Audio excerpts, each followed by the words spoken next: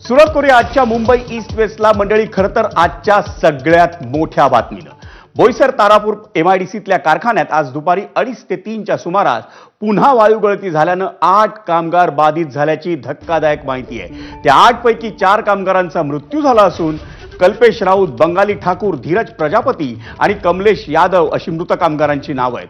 रोहन शिंदे आणि निलेश हाडळ या दोघांची प्रकृती चिंताजनक आहे. 2 बाधित कामगारांची प्रकृती स्थिर असल्याचं समजतं.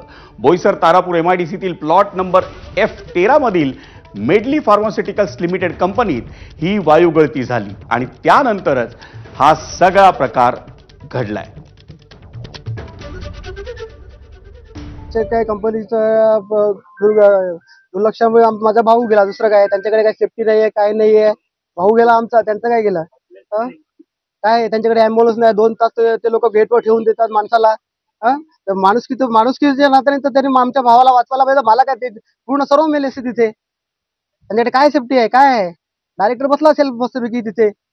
इथे माणसं मरतात. टोटल 36 कामगार या कंपनीमध्ये काम करतात. त्यापैकी ही घटना संध्याकाळी 4:30 ते 5च्या दरम्यान घडली. 6 लोक त्या ठिकाणी काम करत होते ज्या ठिकाणी ही घटना झाली आणि त्या 6 पैकी 4 लोक मयत झाले. सर, सुरक्षिततेच्या दृष्टीने काय तिथे व्यवस्था होती का, असं काय आपल्या निदर्शनास आलेलं आहे? ते आता ICU मध्ये असलेले किंवा बाकी कर्मचाऱ्यांच्या स्टेटमेंटमध्ये आणि तपासामध्ये बाकी सर्व बाबी निष्पन्न होतील. सध्या तरी तिथं म्हणजे गॅस जो आहे, सफोकेशन किंवा हवेमध्ये काहीतरी केमिकल किंवा जे काही प्रमाण आहे त्यामुळे आपण त्या ठिकाणी कोणाला पाठवत नाही, कोणाला जाऊ देत नाही. तपासामध्ये सर्व निष्पन्न होईल.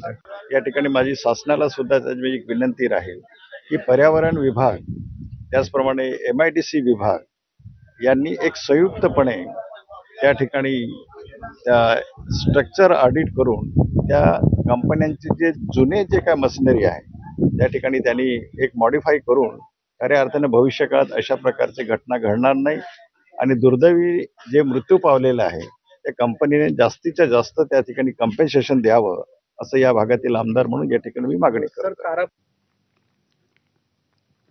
मंडळी, चेंबूर ते जेकब सर्कल मार्गावर धावताना मोनोरेलच्या 2 ट्रेन्स मंगळवारी सायंकाळी बंद पडल्या आणि त्यावेळी अग्निशमन दलाच्या जवानांनी एका मोनोरेलचा दरवाजा तोडून 582 प्रवाशांना सुखरूप बाहेर काढलं.